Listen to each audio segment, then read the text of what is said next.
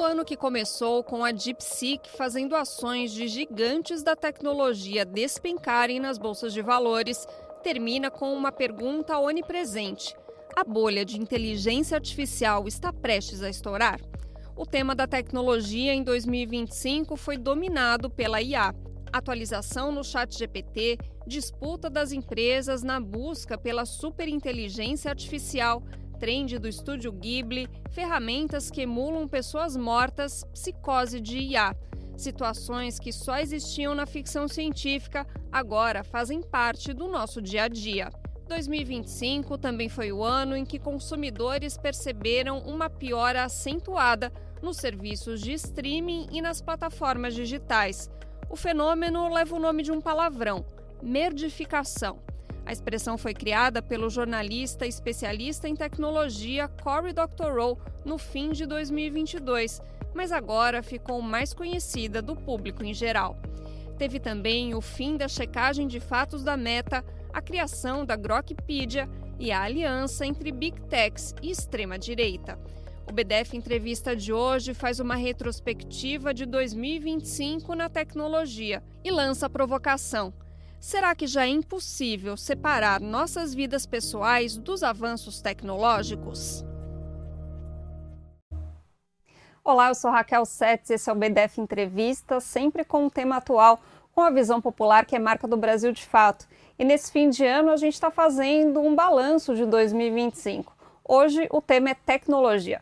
Para isso eu converso com o Lucas Avaki, que é apresentador do canal Teclas, Tecnologia e Classe. Ele também é militante do coletivo Soberana e programador de software. Obrigada, Lucas, por estar aqui com a gente. Tudo bem, uma honra, agradeço muito também terem me chamado aqui, Raquel, e vamos nessa, né? Gostei muito da abertura e fez uma boa síntese já.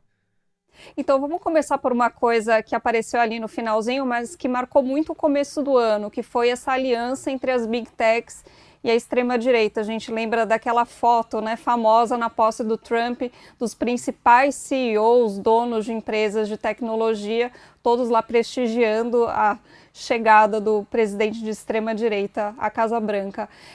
O que dá para perceber já de consequência dessa aliança entre as empresas mais poderosas e a extrema-direita mundial?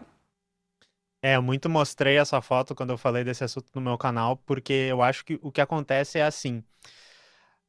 Se tinha uma visão, quando a gente estava falando até do governo Trump 1 e tal, que as Big Techs elas buscavam, né, uma proximidade com o campo mais progressista. Elas estariam naquela coisa assim: a gente precisa ganhar dinheiro incluindo todo mundo, né? Aquela coisa bem do talvez Pink Money, essas coisas. Eles, vamos respeitar a diversidade nos faz mais fortes. No segundo governo Trump, a gente vê exatamente isso que falaram, uma aproximação explícita. Eles têm jantares com o Trump. Recentemente teve um jantar que era 20 pessoas de diversas big techs, de diversos campos da tecnologia, junto com o Trump, e o Trump faz um teatrinho, né? Ele diz assim: pô, vai todo mundo se apresentar, fala qual é a sua empresa e fala quanto vocês estão investindo nos Estados Unidos, né? E isso tem muito a ver com o fato de que a gente está num momento um pouquinho diferente do capitalismo, né? Na minha análise, que é o momento em que os Estados Unidos ele está precisando ir diretamente, né, o governo dos Estados Unidos no Trump, ir diretamente para essas empresas e pedir o apoio delas, e elas também tiram essa máscara e dizem: sim, nós precisamos do apoio do governo para defender os nossos interesses, por exemplo, para conquistar mais mercados, né, para garantir o espaço dos nossos produtos no Brasil, na Europa, nos outros países, e a gente precisa da ajuda do governo dos Estados Unidos nisso, e daí é daí que surge essa junção. Uma coisa muito específica também que eu vou citar antes, né, de talvez a gente continuar nos outros, é que o vice-presidente do Trump, que é o J.D. Vance, que é um cara que ele fica meio escondido, mas ao mesmo tempo, às vezes as pessoas falam dele. Teve uma época que fizeram os memes dele, que teve uma polêmica lá que as pessoas teriam sido deportadas por ter esse meme. Esse cara, ele é uma espécie de junção das duas bases do governo Trump. Uma que seria essa base, entre aspas, populista, de uma classe trabalhadora que é cooptada por essa visão do Trump do que deve ser a política dos Estados Unidos, né? Que seria a base que o pessoal chamaria de uma base mais extrema-direita, mas a base dos bilionários de tecnologia, uma burguesia um pouco diferente da burguesia clássica dos Estados Unidos, que vocês poderiam pensar no petróleo, a indústria da guerra e tal. Essa burguesia nova que se junta, e o J.D. Vance, ele é meio que o elo perdido nisso, porque ele é um cara que ele diz que ele é de uma cidade rural, de uma família tradicional e tal, mas como se fosse essa história dele, né? Ele tem toda uma mitologia sobre ele, mas ele fez essas faculdades, ele conheceu todo esse pessoal bilionário das Big Techs, ele trabalhou como advogado disso aí, então ele é meio que o elo que junta essas duas bases do Trump e mostra, assim, que esse é o caminho, assim, as Big Techs, elas querem se beneficiar disso e os Estados Unidos precisa da influência delas mais explicitamente para continuar influenciando os outros países com o seu imperialismo, né? Então, enfim, a introdução é mais ou menos essa, daí tem muitas coisas para desenvolver a partir daí. Mas o que a gente já consegue perceber, assim, de consequência disso? Acho que a primeira é a Meta ter terminado com as checagens de fatos, né? Além disso, tem outras coisas que aparecem pra gente que usa esses serviços? Isso. Eu acho que explicitamente isso é um bom exemplo da Meta. Uma outra coisa que eu não sei se ficou super claro pra todo mundo, mas não sei se tu lembra quando o TikTok teve aquele negócio que queriam banir o TikTok, né? Que pra quem não lembra foi desde o primeiro governo Trump, aí o Biden continuou dizendo que ia banir o TikTok nos Estados Unidos. Quase antes do Trump ser eleito, ele foi banido efetivamente, e daí o Trump meio que disse, fiz um negócio aqui e o TikTok voltou. O que aconteceu nisso aí agora foi o que os Estados Unidos já queria há muito tempo, que era um controle de parte do TikTok por uma empresa dos Estados Unidos, que hoje virou a Oracle, que é uma empresa do bilionário David Ellison, Larry Ellison, David Ellison, filho dele, que também é dono de vários canais de mídia nos Estados Unidos agora. E eles estão controlando mais digamos assim, o algoritmo do TikTok, porque o que a gente tem visto, eu acho, é uma maior inclinação das redes sociais para algumas das pautas dos Estados Unidos. É muito difícil de apontar e dizer, olha, os Estados Unidos estão censurando o discurso pró-Palestina, né? O discurso que chama atenção para o genocídio que o povo palestino está sofrendo. Mas a gente tem, né? A gente consegue apontar mais ou menos para o que acontece. Os perfis ficam em shadow ban, eles somem. Essa informação ela não roda tão bem, ela não é monetizada. E outra coisa mais explícita que a gente tem é, por exemplo, o contraste dos Estados Unidos com empresas como, por exemplo, a Palantir, que é uma empresa que aplica Big Data, que é o que a gente chama, mas a gente pode imaginar, enfim, análise de dados com inteligência artificial para a repressão, para a guerra. Esse é o marketing deles, e daí eles têm usado isso, por exemplo, para catalogar imigrantes, para ajudar nos esforços de deportação.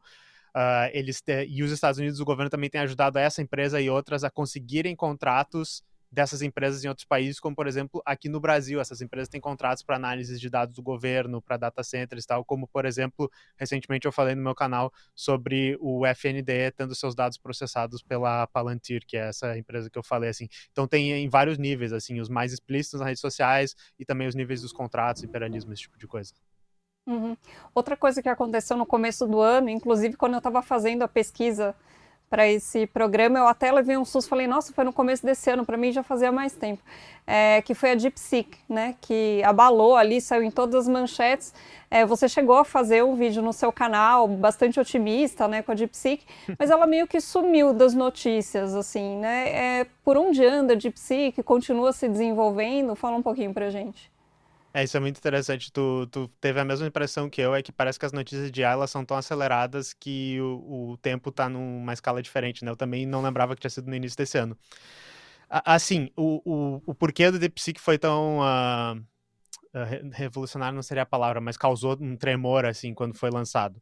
Não porque ele era melhor do que todas as coisas que, por exemplo, OpenAI e Google estavam fazendo, mas porque ele era compatível, né? Ele estava chegando perto ali, tendo sido feito pela China com possivelmente hardwares mais antigos, né?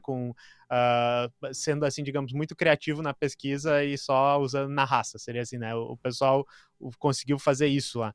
Porque os Estados Unidos têm essa política de tentar impedir a exportação dos chips mais modernos para países que são inimigos deles, como por exemplo a China, né? E daí onde é que o DeepSeek está hoje? Eles continuaram desenvolvendo, mas tu tá certa que não fizeram assim grandes saltos, que nem foi aquele momento no início do ano. Só que daí agora eu vou vamos esquecer o DeepSeek por um momentinho agora, porque ocorreu uma coisa nessa semana que pode ser algo parecido, tá? Que o Google lançou a versão nova do modelo deles, que é o Gemini 3, e esse modelo, ele, de novo, ele é compatível com a performance que os modelos da OpenAI têm, só que o que ele fez de diferente é que ele foi feito não com o hardware da NVIDIA, que é o que geralmente é feito, foi feito com o hardware próprio da Google.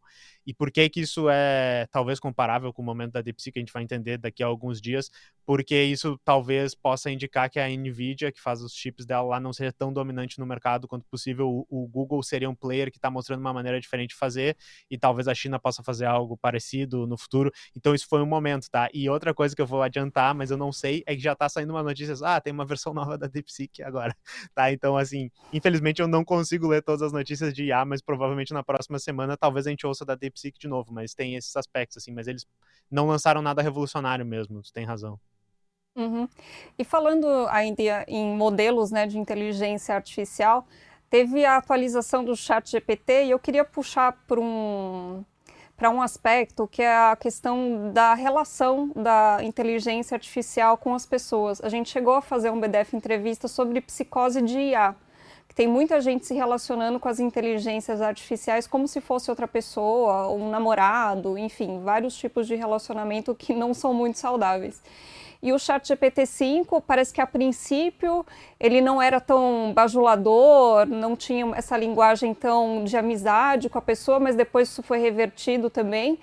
E teve uma pesquisa que saiu no The Guardian que uns estudiosos na Grã-Bretanha fizeram uma pesquisa fingindo que fossem pessoas com distúrbios mentais sérios. E aí o ChatGPT dava conselhos péssimos assim para essas pessoas. Então eu queria que você comentasse um pouquinho como que está o ChatGPT hoje nessa questão. Sim. O mais difícil que a gente tem de comentar sobre isso é que principalmente esses modelos proprietários que a gente fala, com o da OpenAI, a maneira de estudar esse tipo de coisa é interagindo com ele, né? Ele é uma caixa preta e a gente só consegue saber o que está acontecendo pelas entradas e saídas que a gente tem do modelo. Então, tu tá completamente certa que a partir de um ponto ali que eu acho que foi uma atualização do ChatGPT 4, então deve ter sido no início desse ano, alguma coisa, ele ficou muito bajulador. E eu acho que o grande problema dele ter ficado bajulador é que isso foi visto como uma melhoria para várias pessoas. Exatamente por causa disso que tu também estava descrevendo. Algumas pessoas adoraram que tinha um modelo que ele tá sempre... E vocês talvez já tenham visto isso, né? Quem tá vendo o episódio. Nossa, que ótima pergunta, como você é inteligente, né? E daí ele primeiro te elogia muito e tu tá sempre certo. E isso foi visto como uma grande vantagem para várias pessoas, só que obviamente isso levou a ele reforçar crenças tóxicas, às vezes ajudar a pessoa a se isolar socialmente, porque, né, a gente está falando com uma coisa que não é um humano, mas a gente antropomorfiza isso e é muito mais fácil, ele não vai te criticar, né, ele não é bem uma pessoa na tua vida real que tu tem as mesmas responsabilidades ali com aquilo, então isso foi muito negativo.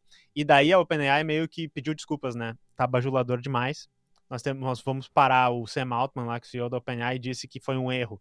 Só que daí, de novo, o 5 parece que era menos assim, muitas pessoas não gostaram, acharam ruim, e a gente não sabe, de novo, a gente não tá vendo lá dentro do modelo, mas também tá correto o que tu disse, parece que meio que voltou um pouco dessas coisas. Uma das evidências que a gente tem é que teve uma frase terrível, assim, que o Sam Altman postou no Twitter dele, que é que ele acha que tá pronto para eles liberarem um pouco mais de conteúdo adulto e perigoso, como, por exemplo, conteúdo erótico dentro dos chatbots deles, e muita gente aponta isso para ele tentando dizer assim, nós queremos mais desses casos de uso que são potencialmente perigosos porque precisamos ganhar mais dinheiro, aumentar mais nossa base de clientes. Então eu acho que a síntese desse grande problema, né, e eu não entrei muito na questão da psicose de IA, porque assim, tem os problemas das pessoas que podem se isolar dos outros, tem pessoas que criam espécies de religiões e cultos que tem a ver com a pessoa ser muito especial, né? Porque o modelo fica inflando esse ego das pessoas. Tem todos esses problemas. Mas o cerne é que esses modelos eles precisam ter uma maneira de ganhar dinheiro, né? As empresas que criam esses modelos precisam ter uma maneira de ganhar dinheiro com eles e esses traços piores e mais ruins que reforçam coisas ruins para as pessoas, eles podem ser ótimas maneiras de ganhar dinheiro, né? Principalmente pensando se no futuro eles vão querer vender propagandas, vender os seus dados de alguma maneira. Então esse é o grande conflito desse tipo de tecnologia, que é um assistente e que meio que tem que fazer o que tu quer, mas às vezes não é o mais saudável para a gente. Muitas vezes não é saudável o que ele vai estar fazendo. Uhum. E uma coisa que tem dominado bastante as notícias sobre inteligência artificial é a busca pela tal da superinteligência artificial ou inteligência artificial geral. Na sigla em inglês é AGI, né? Fala um pouquinho para a gente o que seria essa superinteligência, em que momento a gente está agora dessa busca e se essa busca realmente é real ou também é usada muito como uma ferramenta de marketing das companhias desse setor.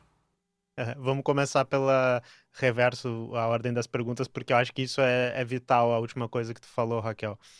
Uh, A definição de AGI, ela é acadêmica, digamos. Tem pessoas que estudam, né, o campo da inteligência artificial e existem definições específicas. Mas a definição que a gente vai ver nos press releases das empresas, que a gente vai ver a OpenAI falando, ela não necessariamente é essa que pesquisadores estavam falando. Inclusive, tem um memorando interno lá da OpenAI que aparentemente o Sam Altman teria dito que eles não estão buscando a AGI, que eu já vou explicar o que é. Eles estão buscando um produto que possa gerar tantos bilhões de dólares. Quando eles chegarem nisso, eles vão dizer que eles chegaram na inteligência artificial geral. Porque a inteligência artificial geral seria uma inteligência que é similar à de um humano. Um humano ele pode até não ser bom em fazer todas as ações, mas a gente tem pelo menos uma característica que é a gente vai conseguir aprender e a gente vai, dado uma tarefa, a gente pode tentar, né, fazer ela, assim, a gente tem essa capacidade de ir lá e aprender e fazer. Então, uma inteligência geral seria uma que tem esse tipo de habilidade, juntando algumas ferramentas, juntando algumas informações, né, e dado algum tempo e tentativas, conseguiria aprender a fazer muitas coisas. E, obviamente, como uma inteligência artificial, ela não é igual à nossa inteligência, ela trabalha num nível diferente de tempo, né, gera muito mais texto, tem essa velocidade do computador. Isso seria bastante diferente de um humano, seria bastante inteligente, a gente imagina, seria uma inteligência artificial que poderia realizar várias tarefas, por isso que se fala do componente econômico disso.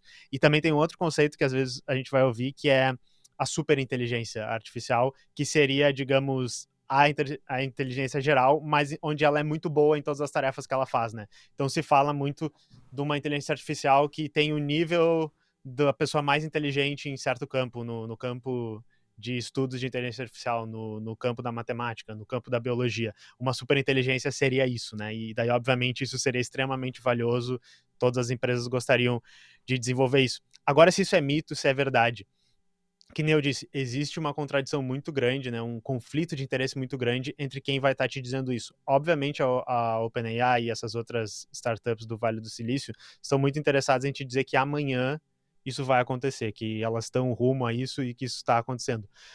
Muito difícil saber se é verdade, tá? E várias pessoas são céticas quanto a esse prospecto. Algumas pessoas estão dizendo que essa maneira de criar modelos de inteligência artificial, que é baseada em dados e os treinamentos e o refinamento disso, ela tem um teto de onde a gente vai conseguir chegar e que a gente estaria próximo desse teto. Outras pessoas, né, até outros pesquisadores da área vão dizer, não, a gente vai juntar vários sistemas, criar sistemas de agentes, que isso é uma palavra que vocês podem ter ouvido, e isso vai nos permitir um próximo salto, e o crescimento disso vai continuar sendo cada vez mais rápido. É muito difícil de dizer, a única coisa que eu chamo a atenção é que é muito importante ser crítico às notícias e a como isso se relaciona com o que essas empresas estão tentando fazer para ganhar dinheiro, né? Então não sei se eu super respondi, mas é basicamente para a gente pensar sobre isso, porque na real eu não sei quão perto se está disso, sabe? Uhum. E ao mesmo tempo que tem essa competição entre as empresas, também tem aquela questão que as empresas, essas empresas, né, de inteligência artificial, elas têm contratos umas com as outras, fazem investimento umas nas outras, e é por isso também que se fala da tal da bolha da IA, que pode estar ou não prestes a estourar, né? Explica um pouquinho pra gente como que funciona usando um termo que eu não gosto muito, mas esse ecossistema. Sim. Então, é muito importante que tu já abriu a pergunta sobre a bolha falando desses contratos, tá? Porque muitas vezes eu já ouvi falar de bolha da IA, eu acho que até, enfim, o canal começou em 2023, tá? Mas a gente já ouvia falar de IA desde 2022 e já se falava, isso é uma bolha, isso é alguma coisa. E às vezes o pessoal confunde o termo bolha com, existe o hype, né? Existe uma empolgação muito grande nesse mercado, existe muito investimento. Mas quando a gente fala de bolha, é exatamente porque existe uma expectativa muito grande do que essa tecnologia pode vir a ser, o último papo que a gente estava falando da inteligência geral e de todo o dinheiro que ela poderia gerar e de todo potencial de automatizar empregos, né, e substituir a classe trabalhadora, que tem um outro papo aí de por que essas empresas, elas veem nisso um produto que é muito valioso, né, para a burguesia. Mas daí o que tem acontecido é que esse todo dinheiro de especulação, esse dinheiro de investimento, ele está entrando para comprar data centers, para comprar as placas de vídeo, né, as GPUs, que são esse hardware que é essencial para criar esses modelos e depois rodar esses modelos. E a NVIDIA, por exemplo, ela ganha tanto dinheiro hoje com isso pela escassez do produto que ela está fazendo. As empresas, elas não conseguem comprar né, as placas de vídeo num nível suficiente do que elas gostariam da NVIDIA. A escassez de energia também tem virado um problema, que não tem energia o suficiente, não tem data centers o suficiente para fazer as coisas. Então isso gera grandes expectativas, e isso gera, por exemplo, para a NVIDIA uma situação em que eles têm muito dinheiro em caixa, né, sobrando, muito lucro, e daí eles começam a usar esse dinheiro para, por exemplo, investir em outras empresas do próprio mercado, que são empresas que no futuro vão estar querendo comprar as placas de vídeo deles. Então, muito se falou de um loop bem fácil de entender, que era a OpenAI fazendo um contrato com a Oracle, né, que eu já falei da Oracle aqui quando eu disse que do bilionário que acabou comprando, né, o TikTok, né, essa empresa mesmo também é uma empresa de data centers. Ela faz um contrato com a OpenAI dizendo, nos próximos anos vocês irão contratar tantos bilhões de data centers nossos, né? E daí, ao mesmo tempo, a Oracle pega esse dinheiro que a OpenAI promete para ela, compra placas da NVIDIA para construir esses data centers, e depois a NVIDIA pega e investe na OpenAI, ou seja, a NVIDIA dá dinheiro para a OpenAI, que vai para a Oracle, que depois volta para a NVIDIA, sabe?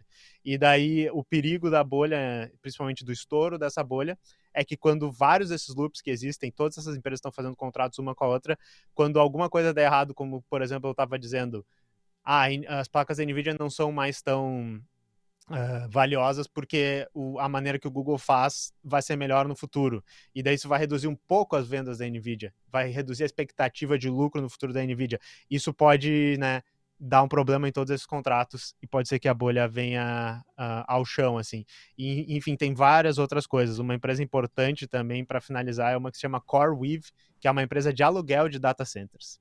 E é uma empresa que também tem contratos com todas as empresas. A NVIDIA, ao mesmo tempo, bota muito dinheiro, tá sobrando um dinheiro, bota nessa empresa, e essa empresa pega e compra coisas da NVIDIA. Então, esse é o dilema que tem lá, e seria muito mais tranquilo se não fossem todas as top empresas do mercado dos Estados Unidos. Basicamente, Microsoft, Google, NVIDIA, Oracle, Tesla, todas essas empresas que estão envolvidas nesses loops, nessas manipulações financeiras, que seja, são o que está segurando o mercado de ações lá dos Estados Unidos, são responsáveis por grande parte do crescimento do PIB dos Estados Unidos. Então, um problema aí seria uma coisa bastante séria para a economia deles, e eu imagino para a economia global, mas essa parte eu nunca consigo prever exatamente o que podia acontecer, eu só estou apontando uma coisa que está se formando ali.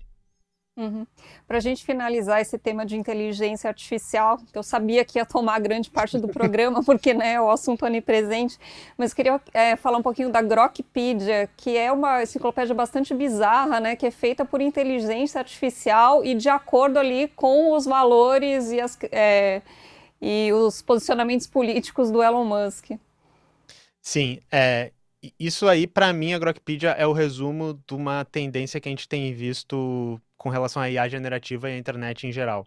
Porque essas IAs generativas, elas são criadas sob os dados, né? Que o início da internet, lá nos anos 2000, na década de 90, depois nos anos 2000, que a gente tem o início das redes sociais, a gente chama da Web 2.0, foi um momento em que a gente gerou muitos dados, a gente trocou muitas mensagens, teve a troca de arquivos peer-to-peer, e a produção de conteúdo, né, por nós, usuários dessas redes, foi o foco. E depois, a conjuntura que a gente tem hoje é esse lugar onde a gente tem todos esses dados abertos na internet, numa zona cinza de direitos autorais. E o produto das Big Techs, né, o desenvolvimento dessas redes sociais é o que alguns pesquisadores, como por exemplo a Shoshana Zuboff, ela chama de capitalismo de vigilância, que é basicamente a vigilância era o produto dessas empresas. E daí, estando nesse momento agora, as empresas pegam todos esses dados criados por humanos, juntam e criam esses modelos, e esses modelos são produtos, né? Eles são propriedade privada dessas empresas, principalmente da dos Estados Unidos, né? Na China é um pouco diferente porque eles têm lançado tudo aberto, os modelos, mas daí eles pegam isso e oferecem para as pessoas, usem essas nossas ferramentas quase de graça, né? Meio subsidiado, para gerar, né, novo conteúdo, para trabalhar, para criar conteúdo. E essas coisas, elas começam a inundar a internet. Hoje, a gente já tem a inteligência artificial criando de tanto tempo em tanto tempo quantidades equivalentes de conteúdo que a gente tinha criado antes da existência da inteligência artificial na internet.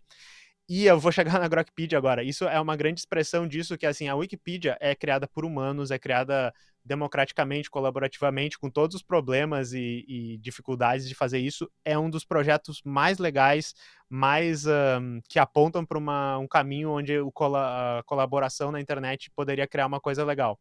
A Grokpedia é a expressão do que a IA fez, porque ela mastiga todos esses dados, ela, inclusive, muito do que ela faz é tirado direto da Wikipedia, mas também de todas as outras fontes, e daí reescreve tudo isso, que sinceramente a gente não precisava que reescrevesse o artigo da Wikipedia, talvez a gente precisasse que melhorasse eles, que referenciasse eles melhor, mas reescreve isso, e como tu disse, pode mudar um pouco o viés, pode tirar um fato ou outro, pode dar uma ênfase diferente, e a ênfase que geralmente tem na Grokpedia, eu falo, é meio que como se fosse um jovem panzismo cultural, assim, no artigo sobre escravidão vai ter os fatos corretos ali, mas eles vão botar uma coisa falando, mas houve muita escravidão, além da escravidão transatlântica, então não é uma coisa só da Europa, ignorando, enfim, a dinâmica de como a escravidão transatlântica gerou o capitalismo que a gente está hoje, de como isso molda a sociedade que a gente tem hoje. Então a Grokpedia é meio que isso, uma falsificação da realidade que é permitida pela IA ter engolido toda a internet e tá conseguindo recriar a internet, assim, e, enfim, por um bilionário, por essas big techs. Esse, para mim, é um grande resumo do problema dessa dinâmica que a IA generativa criou, mas é só um deles, sabe? É só um deles, da destruição do conhecimento. Parece que a Grokpedia criou muito conhecimento, mas está rolando uma destruição do conhecimento, porque, né, eles remexem tudo que já existia para colocar com um viés diferente e meio que a gente não pediu nada disso. Uhum. Bom, encerrando agora a parte de IA, queria falar de um outro tema que você tem abordado no canal, que é a merdificação. Que a gente está percebendo que os serviços estão piorando muito, está cheio de anúncio nos serviços de streaming, né, de vídeo, os filmes ficam pouquíssimo tempo, já saem, séries saem, aí você tem que assinar um outro serviço onde tem aquela série que você gosta. Você acha que a merdificação vai levar a gente a voltar a piratear? A gente vai reaprender a piratear na internet? Eu acho que sim, tá? Porque isso é muito legal. Eu adorei como vocês explicaram na abertura, falando sobre o Cory Doctorow e o termo, porque eu não sei como é que falam no Brasil. Acho que merdificação foi a minha tradução. Algumas pessoas falam embostificação, uma coisa assim. E eu adoro como ele explica, porque ele diz que ele não sabia. O Cory Doctorow é um escritor, assim, ele é muito esperto, ele sabe escrever aquelas coisas que grudam. E ele disse que ele não esperava que esse termo fosse pegar, mas ele disse que é legal o fato de ser um palavrão, explica bastante, né? Isso que, quando tu escreve uma coisa, quando tu cria uma coisa criativa, isso explica o conceito. E eu acho que vai voltar a pirataria porque, como eu vejo, tá? Se a gente voltar para a época que a pirataria aconteceu, ela foi uma resposta ao momento que a gente tinha internet, e a internet era esse espaço de troca de conhecimento que por muito foi chamado como uma grande democratização do acesso, esse tipo de coisa.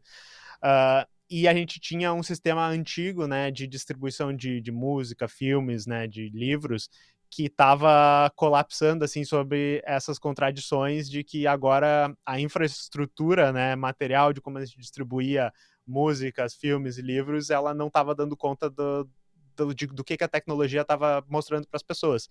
E daí a pirataria foi meio que uma resposta a esse momento que a gente disse, principalmente, né, no Brasil aqui e outros países da América Latina, não, a gente pode ter acesso a toda essa cultura que a gente só vê em filmes, ou a gente só imagina que existe lá fora do Brasil, é só a gente piratear, né? É só a gente não fazer isso dentro dos meios legais que a gente tem. E isso desembocou na era que nem eu disse, da Web 2.0 e eventualmente dos streamings, em que os streamings eles meio que fizeram a resposta para isso, né? Eles melhoraram a experiência de distribuição de música de uma forma que para os artistas, né? Eu sou artista também, né? Eu tenho minhas músicas, enfim, eu distribuo por essas plataformas. Teve um momento ali que foi muito melhor, né? Que daí eu não precisava de uma gravadora para distribuir as músicas, eu podia aparecer na plataforma que todo mundo ia estar usando, que no caso seria o Spotify, seria o YouTube Music, esse tipo de coisa. Mas, ao mesmo tempo, daí também as contradições de novo, né, que tem muito a ver com esse momento novo que a gente está chegando, começaram a piorar esses serviços, porque, enfim, é mais ou menos normal, assim, esses serviços todos, eles tentam buscar eles serem um monopólio, então eles têm que arrebanhar cada vez mais clientes com bons serviços, né, com mais músicas, mais filmes, e daí aos poucos eles começam, não, ok, agora a gente precisa lucrar, agora a gente precisa, né, usar talvez os dados das pessoas, ou usar o que a gente chama dos padrões dark patterns, a gente chama, né?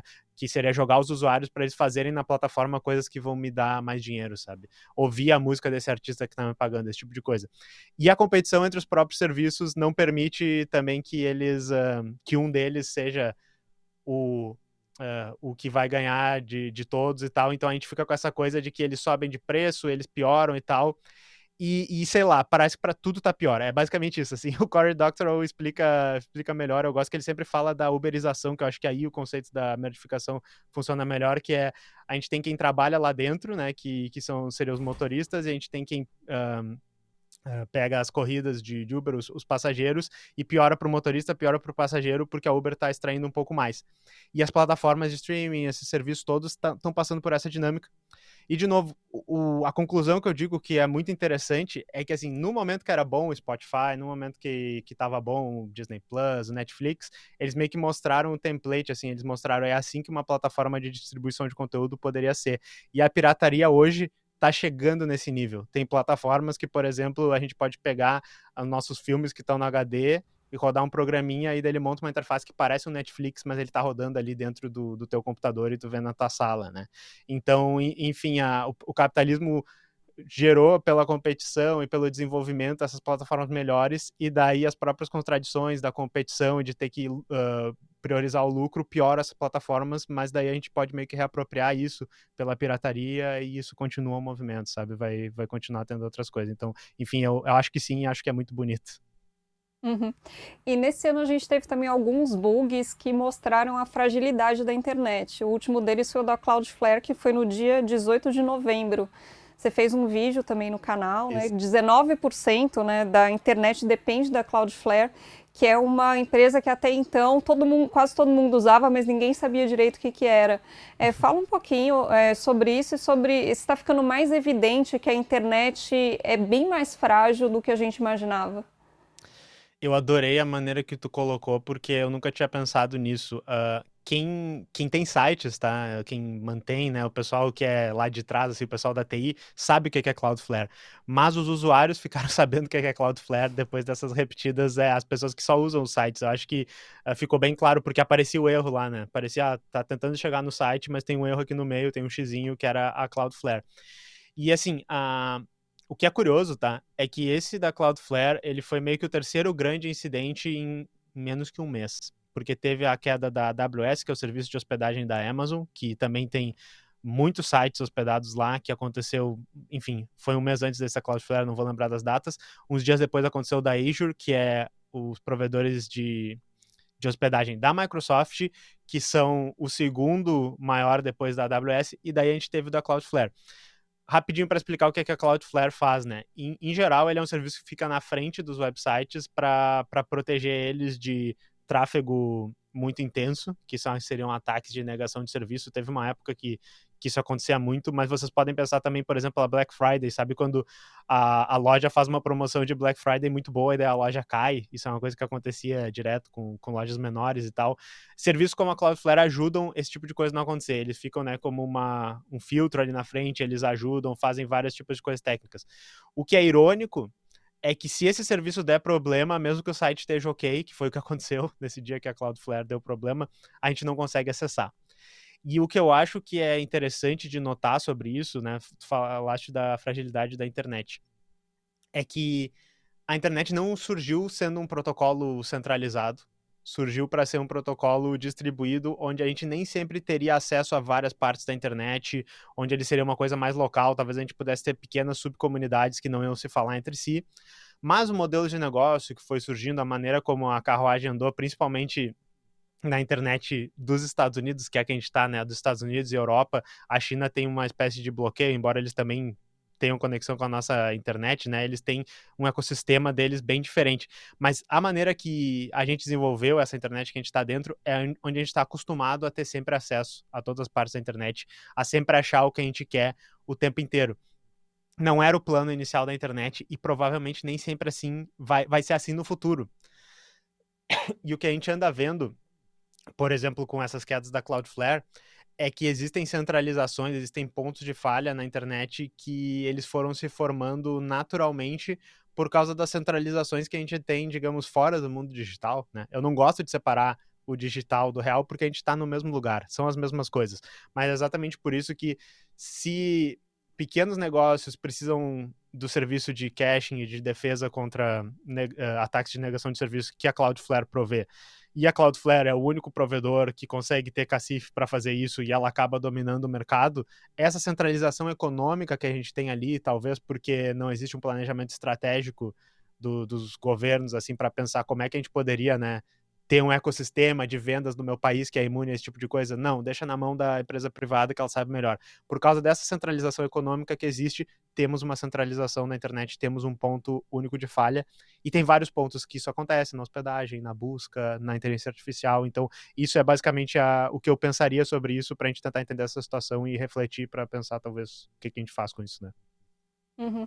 Queria puxar uma coisa que você falou agora, que vida real e vida digital Uhum. já é a mesma coisa, né? Foi algo assim que você disse, não lembro Sim, sim. exatamente. Aqui mesmo no BDF Entrevista, a gente estreou esse formato novo que é de segunda a sexta, diário, em maio. E a gente já fez vários programas com foco em tecnologia. Apesar do Brasil, de fato, ter mais um foco em política, em direitos humanos, porque falar de política, de direitos humanos, hoje é falar de tecnologia também, né? As coisas estão muito imbricadas, nossa vida cotidiana, o jeito como a gente se relaciona com os amigos, romanticamente, tudo, né, tá passando pela tecnologia. Você que trabalha com isso, sente que isso vai ficando mais intenso a cada ano? Sim. É porque assim, a resposta pré-pronta é que realmente não tem diferença, tá? Isso é um grande dos tópicos que eu falo no canal, e é uma coisa que o pessoal que acompanha o canal talvez tenha ouvido eu falar isso algumas vezes. Quando eu comecei o canal, eu tava pensando assim, eu sou uma pessoa do campo da tecnologia e eu quero incluir a questão política, a questão social, para que outras pessoas do campo de tecnologia entendam essa importância e discutam isso.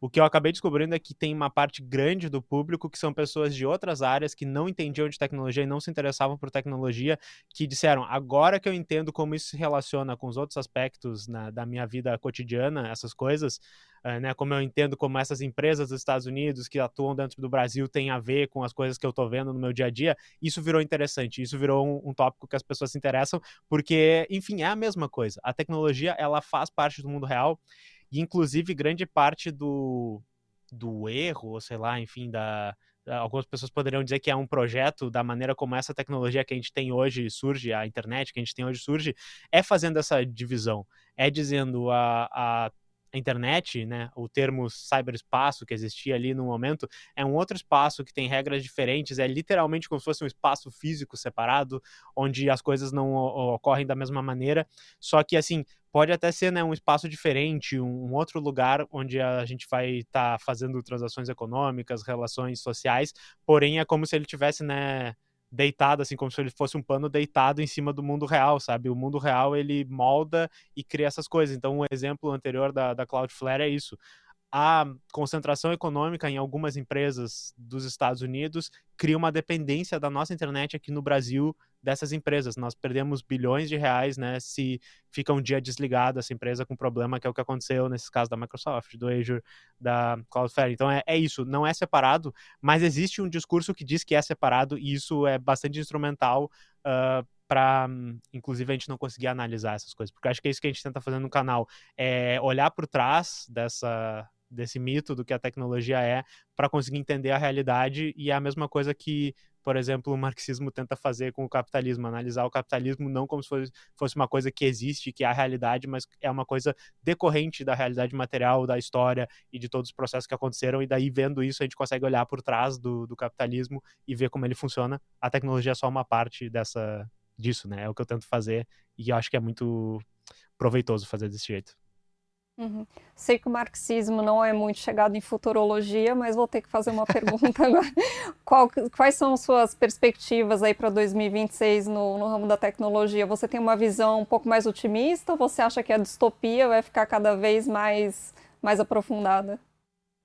Olha, basicamente assim, eu não sou muito otimista, mas ao mesmo tempo eu fico pensando que se vai acontecer a coisa ruim, é bom que a gente esteja preparado e que a gente esteja pensando, né? Porque nesses momentos de crise a gente tem que estar preparado. Então, se eu tivesse otimista para o futuro, enfim, eu não ia estar querendo estudar tanto, discutir tanto. Então, assim, coisas que eu acho que pode acontecer, tá?